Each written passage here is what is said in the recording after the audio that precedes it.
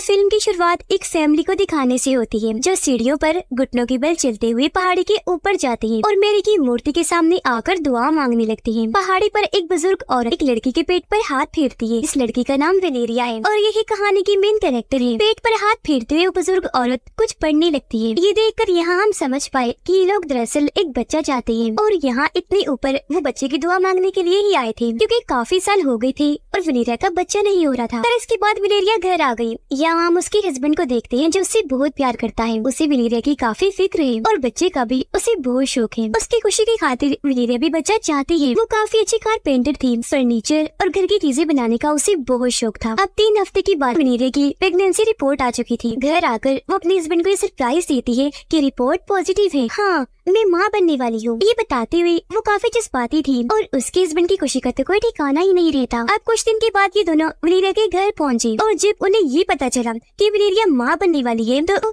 जश्न रखते हैं इस खुशी को मनाने के लिए। अब यहाँ उसकी एक बहन भी थी जो वेलेरिया को खास पसंद नहीं करती थी। वो उससे जलती थी। वो उसके माँ बनने की वजह से ज्यादा कुछ दिखाई नहीं दे रही थी। इसीलिए सब लोग जब खाना खा रहे थे तो वेलेरिया को शर्मिंदा करने के लिए वो सबको वेलेरिया की पुरानी बात सुनाने लगी। कहती है कि एक बार पड़ोसियों ने वेलेरिया को अपना बच्चा संभालने को कहा, लेकिन क्योंकि इसके अपने बच्चे नहीं हैं, तो ये बच्चों को संभालने में बिल्कुल अच्छी नहीं है। इसने उन पड़ोसियों का बच्चा गिरा दिया। बहन की ऐसी बातें सुनना उसे बहुत बुरा लग रहा था पर वो कुछ नहीं कहती। लेकिन दिल ही दिल में उसे बहुत गुस्सा आता है। जब वेलेरिया और उसके हस्बैंड घर जा रहे थे तो रास्ते में वेलेरिया की नजर एक औरत पर गई जो एक घर की छत पर खड़ी थी। वो लगातार उसे ही घूरे जा रही थी लेकिन उसका चेहरा ठीक से दिखाई नहीं दे रहा था। इसलिए वेलेरिया उसे काफी हैरत भरी नजरों से देखती है। तभी अचानक से उनकी गाड़ी के पास एक लड़की आ गई जिसे वेलेरिया पहचान लेती है क्योंकि ये दोनों पहले बहुत अच्छी दोस्ती हुआ करती थी और इतने वक्त के बाद एक दूसरे को देखकर वो बहुत खुश हो जाती है। जिसके बाद वेलेरिया और उसके हस्बैंड घर आ गए। ऐसे वक्त गुजरता जा रहा था। हम साफ साफ देख पाते हैं कि वेलेरिया को अजीब सा महसूस होने लगा था। उसके अंदर अजीब सा डर था, खास तौर पर इस बच्चे को लेकर। इतनी टेंशन में कि उसे नींद नहीं आ रही थी। फिर तंग आकर वो बेड से उठकर खिड़की के पास आकर खड़ी हो जाती है। वो देखती है कि सामने वाली बिल्डिंग पर भी एक औरत खड़ी है जो लगातार वेलेरिया को ही देखे जा रही थी। उसे देखकर वेलेरिया अपना हाथ हिलाती है कि शायद उसे भी नींद न आ रही हो, पर वो औरत हाथ हिलाने की बजाय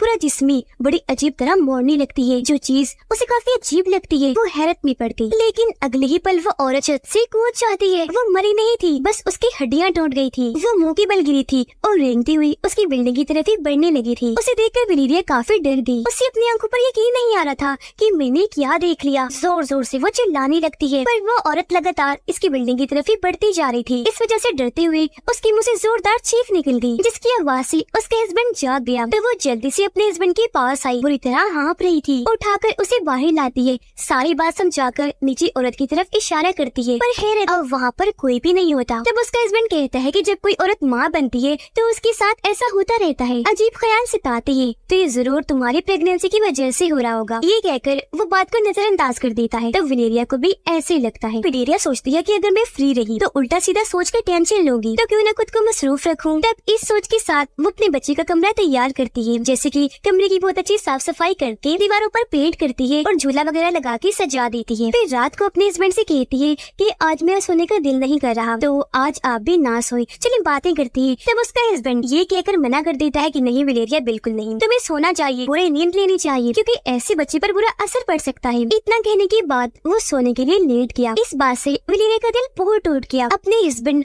और बाकियों के ऐसे बर्ताव से वो परेशान हो गई थी। सोचने लगती है किसी को भी मेरी परवाह नहीं, हर किसी को इस बच्चे की पड़ी है। अब तो मुझे ऐसा लगता है जैसे बच्चा पैदा करना ही मेरी जिंदगी का मकसद है। ये सोचकर वो आज भी नहीं सोती। वो एक फ्लैट में रहती थी। जब लेटी तो एक आवाज की वजह से उसकी आंख खुल गई, इसीलिए वो नीचे आई। पर जब उसे कुछ ना मिला तो घर से बाहर आकर चेक करने लगी। वो अपनी बिल्डिंग के नीचे वाली बिल्डिंग पर थी जहाँ हम देखते हैं कि वो औरत जो छत से कूद गई थी, जिसकी हड्डियां टूट गई थी, वो रेंगती हुई तेजी से उसके घर के अंदर घुस गई। जिसके बाद दरवाजा जोर से बंद हो गया। दरवाजे की आवाज सुनकर वेलेरिया काफी डर गई। जल्दी से अपने घर के बाहर आकर दरवाजा पीटने लगती है। आवाज से उसके हस्बैंड की आंख खुल गई। उसने दरवाजा खोला तो वेलेरिया जल्दी से अंदर आकर चेक करने लगी। उसे घबराया हुआ देखकर उसके हस्बैंड पूछता है कि क्या हुआ, कहाँ गई थी तुम और इतनी घबराई हुई क्यों हो। तो वो बताती है कि जब मैं बाहर थी तो मैंने जोरदार दरवाजे की आवाज सुनी, मुझे लगता है घर के अंदर कोई घुस आया है। इस पर उसका हस्बैंड समझाने लगता है कि देखो वैसा कुछ नहीं हुआ होगा, तेज हवा की वजह से दरवाजा बंद हुआ होगा। इन सारे हालात की वजह से वेलेरिया काफी परेशान हो गई थी। उसको लगता है कि शायद मेरे ऊपर कोई बुरा साया हो गया है। तो अपनी मोम के साथ वो एक औरत के पास पास गई, जो रिचुअल यानी जादू करने और इस तरह की चीजें करने में काफी माहिर थी। वो विलेरिया पर भी रिचुअल करके चेक करती है कि मसला क्या है। कहती है कि तुम्हारा बच्चा बिल्कुल नॉर्मल होगा,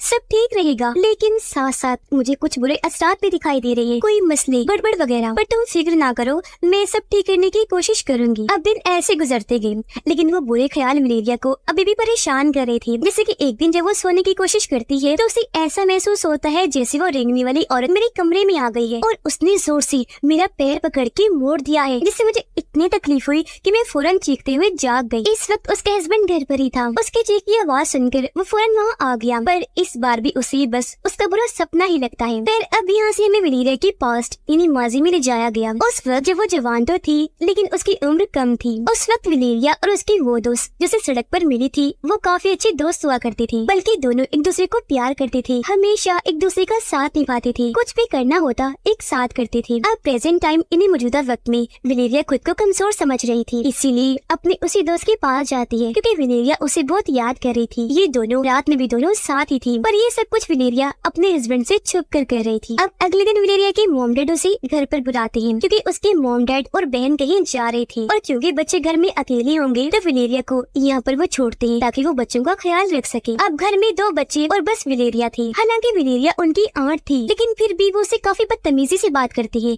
उसका मजाक बनाती है और काफी बुरा बर्ताव करती है। ये सुनकर विलेरिया को गुस्सा तो बहुत आया, लेकिन वो इन्हें कुछ कह भी नहीं सकती थी, इसलिए वो बेचारी किचन में जाकर रोने लगती है। वो जब रो रही थी तो वही औरत उसे दोबारा देखी, जो फिर से अजीब तरह से हिल रही थी, जिससे वो इतना डर गई कि फौरन बच्चों की तरफ भागने लगती है। बच्चों को जल्दी से लेकर वो ऊपर वाले कमरे में आ गई, उन्हें बेड पर लेकर बैठ जाती है। वो काफी डरी हुई थी, क्योंकि उसे एक डरावनी सी आवाज सुनाई देने लगी थी। उसे डरा हुआ देखकर बच्चे भी काफी डर जाते हैं। अब यहाँ हमें पता चला कि जाने से पहले विलेरिया के डैड ने उसे एक बटन दिया था, ये कहते हुए कि जब भी कोई मसला हुआ ये बटन दबा देना, तब तुम्हारी मदद करने पड़ोसी आ जाएंगे। और अब इससे बड़ी और क्या मुसीबत हो सकती थी, इसलिए विलेरिया उस बटन को दबा देती है, जिसके बाद पड़ोसी वहाँ आ गए। वो पूरे घर को चेक करती है, पर वहाँ कुछ भी नहीं मिलता, लेकिन उनके डॉग को मार दिया गया था। सबको लगता है कि वो पागल हो रही है, उसका दिमागी तवाज़ुन खराब है, इसीलिए ऐसी बातें कर रही है। उसकी बहन तो उसे काफी बातें सुनाने लगती है, क्योंकि जब विलेरिया उसके बच्चों को कमरे में ले जा रही थी तो बच्चों को चोट लग गई थी। तो उसकी बहन को लगता है कि उसने जानबूझकर बच्चों को चोट पहुंचाई और उन्हें डराने के लिए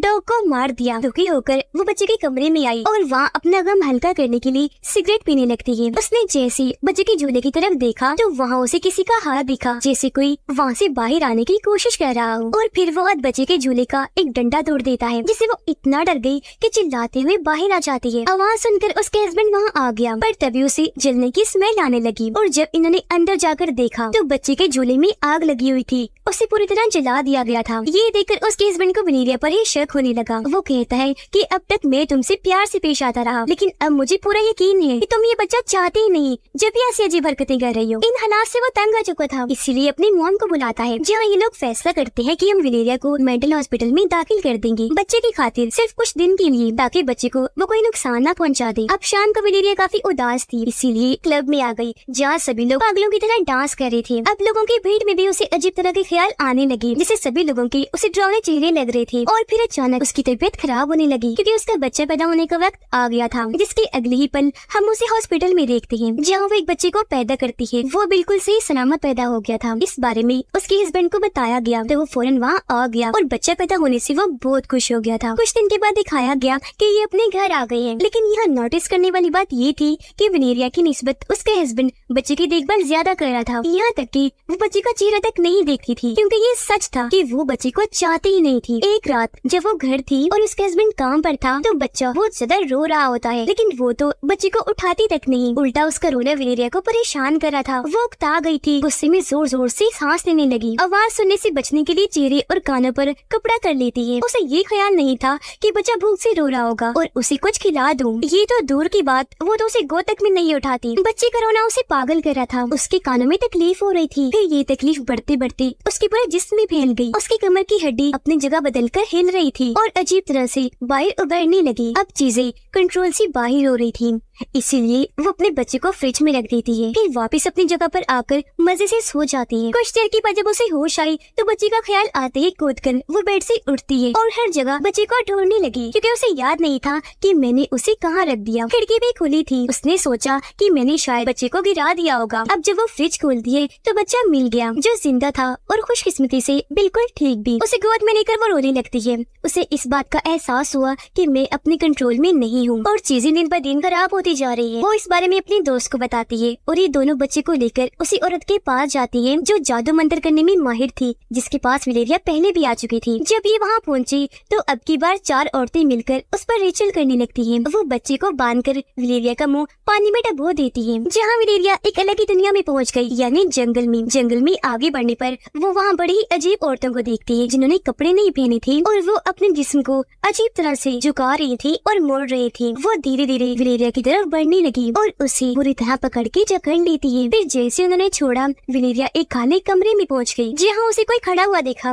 और ये और कोई नहीं बल्कि वही साया, वही औरत थी जो हमेशा उसे बुरे ख्याल दिखाती थी, जिसका नाम बोन वुमेन था। वो अपना सर मोड़ती है तब वलेरिया देखती है कि ये तो मेरा ही कोई दूसरा रूप है जिसने खुद को कपड़े में लपेटा हुआ था। तभी अचानक वहाँ आग लग गई, जिसमें उसका दूसरा रूप पूरी तरह से आग की लपेट में आ गया और वो जलकर वही खत्म हो जाती है। इसी के साथ वलेरिया की आँख खुल गई थी, जहाँ वो सारी सच्चाई जान गई थी और अब वो दिल से अपने बच्चे को प्यार करती है, उसे चूमती है। इसके बाद वो घर आ गई, पर यहाँ हमें पता चला कि वलेरिया कभी भी ऐसी जिंदगी नहीं चाहती थी। ना वो शादी करना और ना ही बच्चा पैदा करना चाहती थी, बल्कि अपनी आजाद जिंदगी अपने दोस्त के साथ गुजारना चाहती थी। इसलिए आज वो अपने हस्बैंड और अपने बच्चे को अलविदा कहकर चली जाती है, क्योंकि वो जानती थी कि मैं ये जिम्मेदारी नहीं निभा पाऊंगी। वलेरिया इस जिंदगी से तंग थी, क्योंकि जो वो नहीं चाहती थी, जैसे शादी और बच्चा, उसे उस हिसाब से चलना पड़ रहा था। यही वजह है कि उसे हर तरफ बहुत शैतान दिखाई दे रहे थे, वो भी उसके अपने ही रूप में। ऐसा लग रहा था जैसे उसे शैतानों ने जकड़ लिया हो। इसलिए जब वो होश में आई तो सब कुछ जान गई थी, क्योंकि उसका डिप्रेशन, टेंशन बाहर आ गई थी। उसे समझ लग गई थी कि मुझे क्या करना चाहिए, और उसके रूप के बार बार नजर आने का मकसद भी यही था कि वो वलेरिया को समझाने की कोशिश कर रहा था कि तुम्हें इस जिंदगी को छोड़कर अपनी असली जिंदगी अपने दोस्त के पास चले जाना चाहिए, क्योंकि ऐसे घुट घुट कर तुम नहीं जियोगी। इस फिल्म की कहानी इधर ही खत्म हो जाती।